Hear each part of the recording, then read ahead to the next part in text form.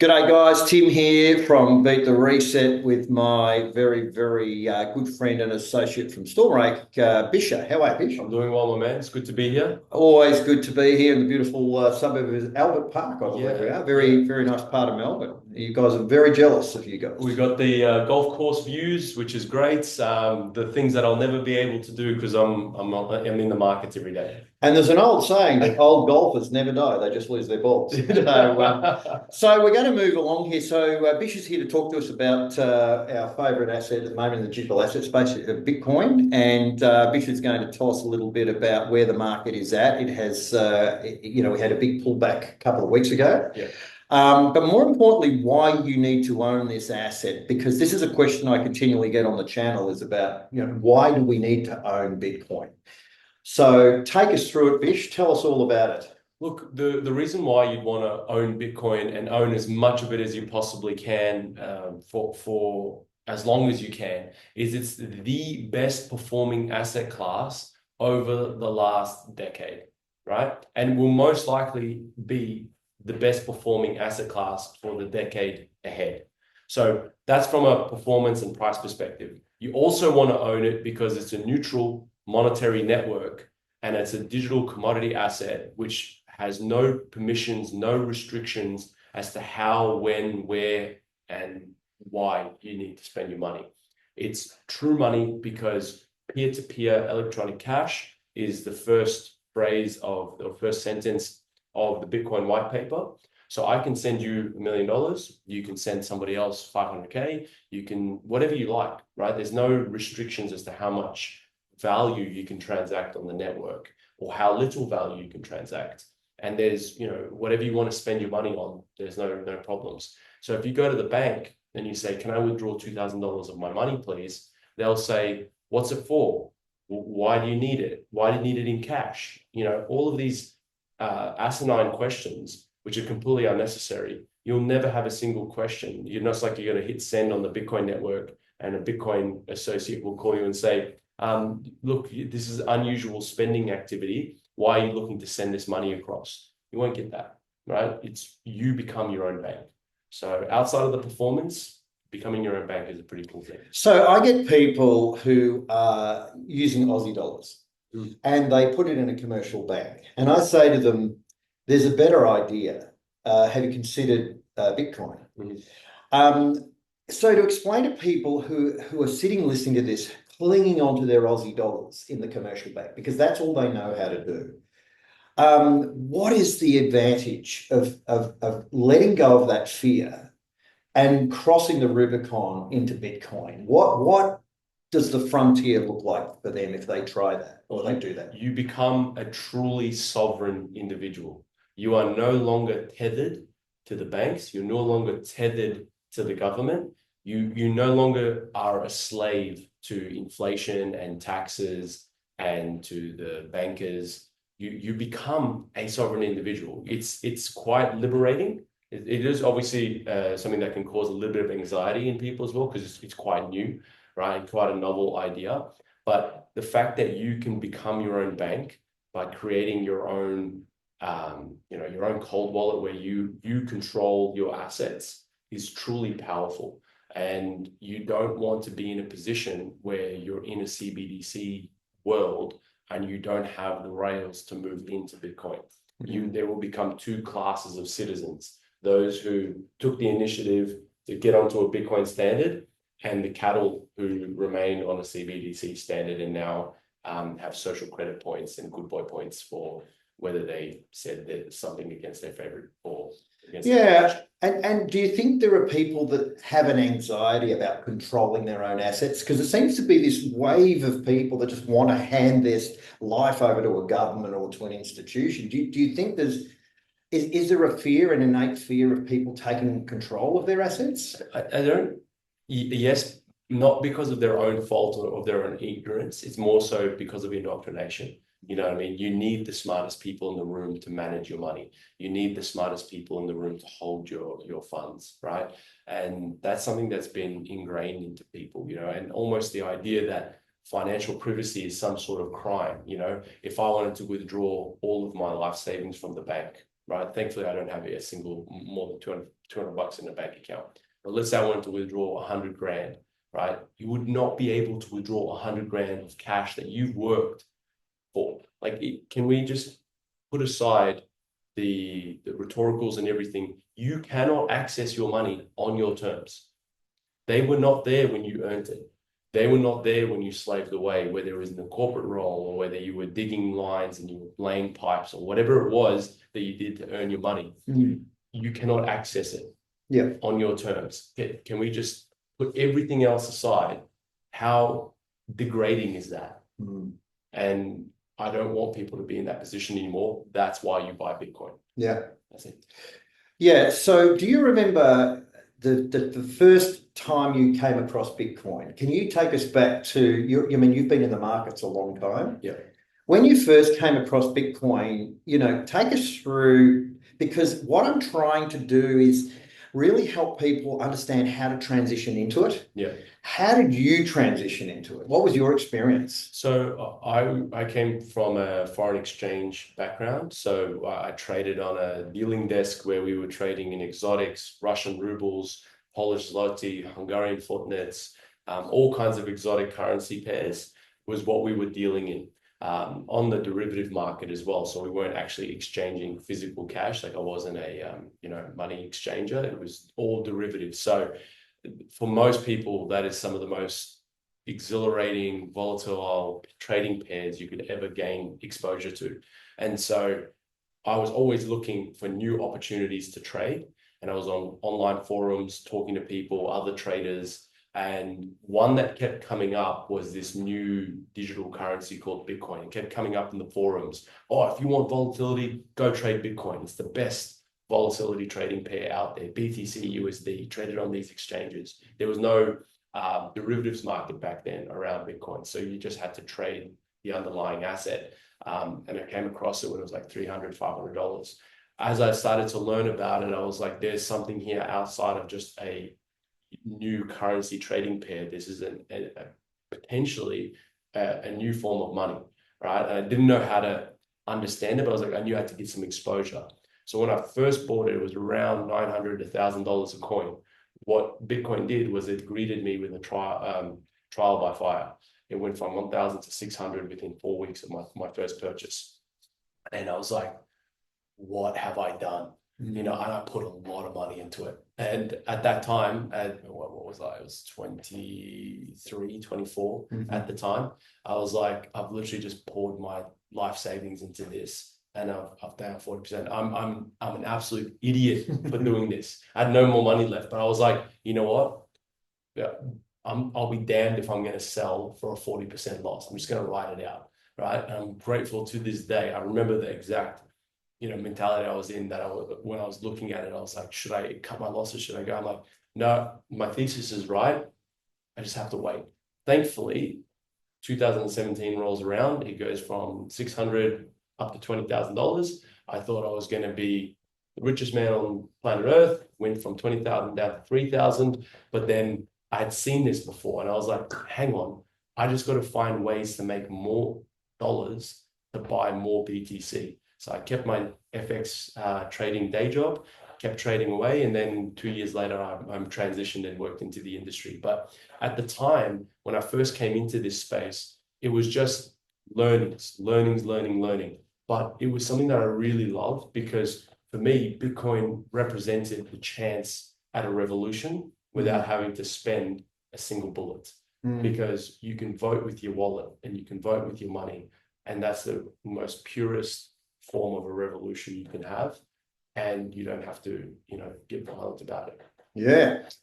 Okay, so the big question, where is Bitcoin right now? Where is it going? And we spoke about this last night on the channel, but what are the influences that are going to, because people want to know when they park their funds in Bitcoin that something good's going to happen at some point. Yeah, of course. What is on the horizon that is going to be a big game changer for Bitcoin? Yeah, absolutely. So just let's give you a little snapshot of what Bitcoin has done in the last 4 weeks. It was just shy of 70K, then it went down to 50, then it came back up to 62, then it traded back down to 58, back to 60, 56, 58, right? That's 4 weeks of trading. Okay. So people need to understand that if you're coming into Bitcoin, you need to play the long game. You must play the long game. If you're trying to trade this beast of an asset, you will be chewed up and spit out. I just want to be very clear, right? Reason being is that you need to give some time in the asset itself, some time in the investment to make it work. So with that little preamble, what I'm seeing at the moment is anywhere between that kind of 50 to 55K US pocket, that's deep value relative to where we've been in the last few months. 55 to 60, you're not paying overs, but you're in a good pocket, right? You could probably be a bit more patient and wait for that 55K handle to be retested. We're talking about BTC USD prices. Anything over 60, you're probably paying overs because there's not that much, I guess, driving force that's going to be a catalyst at this instance to drive Bitcoin higher. There's 4 things that are going to happen over the next 6 months that are going to drive BTC well over 100K, in my opinion. One is the election that's going on in the US. Donald Trump has made it very clear that he is the pro-Bitcoin candidate. He's going to build up a Bitcoin strategic reserve. If he comes into power, that in and of itself will be a BTC at 100K. Okay. Second thing, the US headline inflation rate hit 2.9%. We know it's a lot higher than that if we look at Truflation stats, but that's their headline rate, which is close to their mandate of 2% inflation, their inflation target. What that means is they're most likely going to cut rates. If you remember, though, in 2008, 2009, they had higher inflation but had come back down. Then they had cut rates, and then that's when the crisis had occurred. We're very similar to that. And I see a potential catalyst in if there is a if there is a run on banks, run on equities, and a run on property, there's going to be a flight to safety. That initial flight to safety will look at gold and silver, but I think there'll be a secondary trade that will follow, which will be Bitcoin.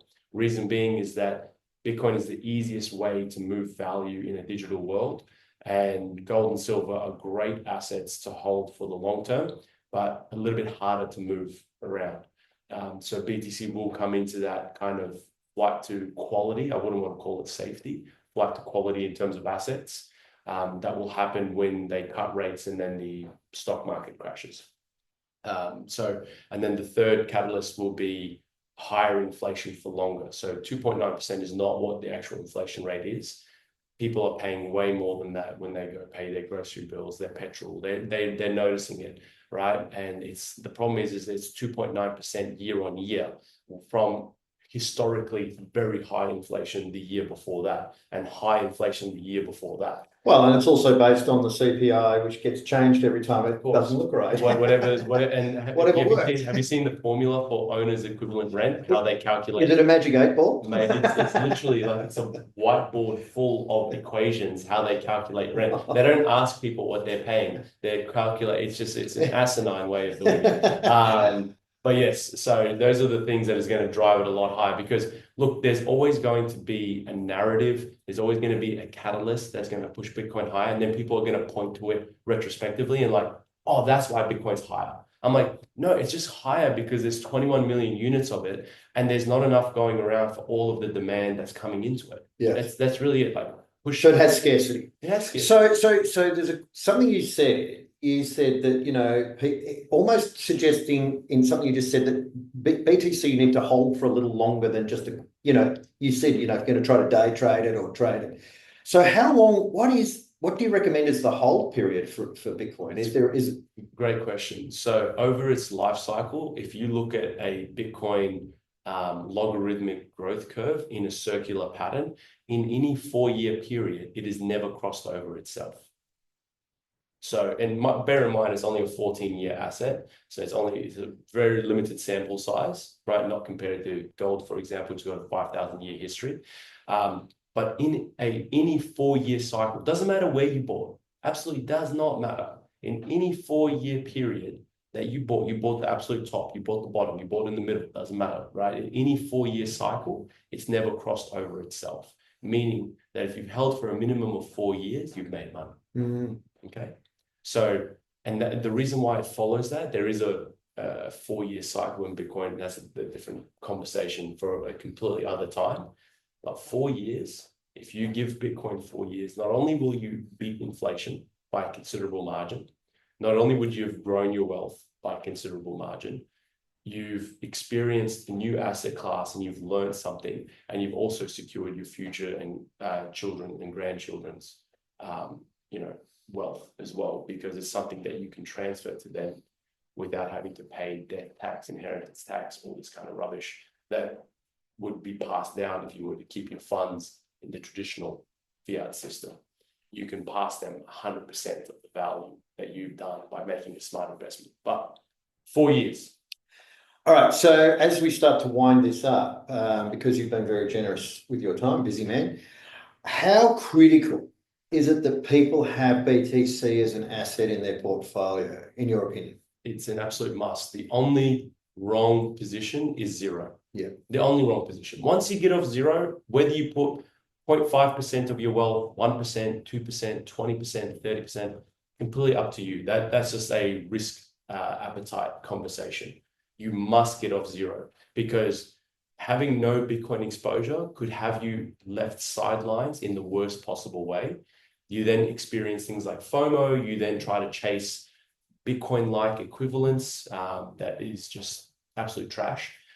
So again, there's been times where people thought they missed out on Bitcoin, and then they go and buy things like Bitcoin Diamond or Bitcoin Black, which, because they're a fraction of the price, they're like, oh, it'll catch up. And then they end up losing their money, losing their entire investment, because instead of just doing the right thing and buying Bitcoin, you chase other assets because you felt like you've missed out. So buying BTC cures FOMO. Buying BTC means that you've got the exposure to the best performing asset class over the last decade, and will most likely be the best performing asset class over the next 10 years. There's no reason not to have exposure. How much though? That's a private conversation between you, your partner, and yourself. But you must have that exposure. Get off zero. Yeah, absolutely. Bish, how do people get in contact with you? They give me a call, or they go to stormrake.com and they can drop an inquiry in the live chat. They can open an account. They can contact me directly, same number that you reach me on, that my mother reaches me on, my wife reaches me on. That's the easiest way to do it. And also trade@stormrake.com is a central inbox for all of my staff and my team to be able to address inquiries as well. So you can drop general inquiries, trade requests, all that kind of good stuff is how you go about it. And also on that note, I just want to make mention, seeing as we're talking about trade@stormrake.com, people often think it's really difficult to get into Bitcoin. It's literally a phone call or an email. That's it. And do they need to know anything about it? Zero. Most people don't know how the combustion engine works, how their car works. Most people don't know how a smartphone works, how their computer works, yet they use it every single day, right? Without any question or second thought. The same thing is going to happen with Bitcoin in terms of because again, guys, please, it's only been around for 14 years. Imagine trying to explain the telephone or the internet when it was in its adolescence to somebody who, was in the previous generation. They would just say this is a bunch of hogwash. Whereas if you come into it now, eventually it'll become so commonplace, you won't even realize how easy it is to use and transact Bitcoin. Just like how easy it is to use the internet today. You just get that exposure and then watch people in the billions try to buy something that you already have. Do you think, this is the final question, do you think there'll come a day when Bitcoin is unattainable for people that just stay in Aussie dollars? Will that day ever come, or is Bitcoin always going to be readily available? I think it'll always be readily available, but just how much you can get, that's the difference, right? So there's a saying on our trading desk, which is everyone buys Bitcoin at the price they deserve. And if you wait and wait and wait and sit on your hands, and you're having to buy it at $1 million a coin and you're getting 0.0001 of a Bitcoin, then that's on you, right? Because you've got good information, good research, good knowledge, thanks to yourself, that is informing people on how to make good choices. If you don't take the opportunity. If you don't action that research, that's on you. So you get it at the price that you deserve. And always remember, price is what you pay, value is what you get. So when people get caught up about the Bitcoin price, I'm like, what is the value of having access to your money at any time, whenever you like, however you like? What's the value of that? Oh, well, it's unlimited.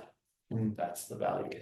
That is a great word, value, which we seem to have forgotten in consumerism, in our consumerist capitalist society. We forgot the word value. Yeah. What is the value? Because I have people come to me as well with commodities and how much is going to cost. No. What is the value? I love that. Yeah. Value. All right, well, that's it for me, the guy in the hat and Bisher from Stormrake. If you haven't met this gentleman already, you have to meet this guy, and incredible knowledge and wealth of information. We just cannot get enough of this, Bish. Our audience cannot get enough.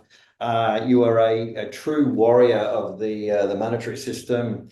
That's it for me, guy in the hat, signing off. I hope you've enjoyed this little session, and we have many more of these coming up. Hopefully. We'll be on Spotify, we'll be on YouTube, we'll be on Instagram, we're going to be... Patreon is the other one. If you haven't been to Patreon yet, jump on there. We have tons of these coming up, and of course live events as well. We've got books, we've got hats, t-shirts. Oh wait, should I share the live events? Hang on. This is breaking news. Breaking news. This is pure alpha, pure information. Let me just bring it up here. I didn't get the chance to share it yesterday. I've got a news for all of us. Rough itinerary. Okay, Monday, 1st of October. Will be. I might write this down myself. Please, I'll text it to you too. Monday, 1st of October, we'll be in Sydney. Thursday, 3rd of October, we'll be in Brisbane. Friday, 4th of October, we will be in Perth. Saturday, 5th of October, we'll be in Adelaide. And then Sunday, 6th of October, we'll be back in Melbourne, our home city. And we'll hope to see you all there. So Monday 1st to Sunday 6th, that week is where we'll be in a city near you. Sydney, Brisbane, Perth, Adelaide, Melbourne. We'll see you there. And looking forward to it. More details to come in terms of location and venue. Fantastic, Bish. All right, that's it for me. Bish from Stormrake, guy in the hat, signing off. Hope you've enjoyed this session, of course. And as always, look after your health, look after your families, and make good choices. We'll catch you soon.